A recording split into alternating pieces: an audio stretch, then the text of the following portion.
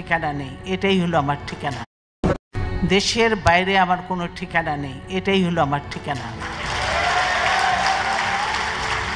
এই দেশ, এই দেশের মাটি, মানুষই আমার সব কিছু।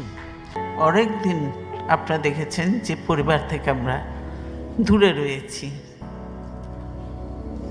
সেজন্যই আমি পরিবারের সঙ্গেই এবার সময় কাটানোর জন্য এখানে এসেছি এবং আমি আমার চিকিৎসা করেছি।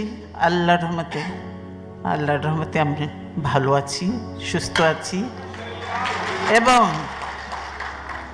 যদিও পরিবার তো বহুদিন পরে দেখা, কাজে তারা ছাড়তে চায় না, আরও থাকতে বলে।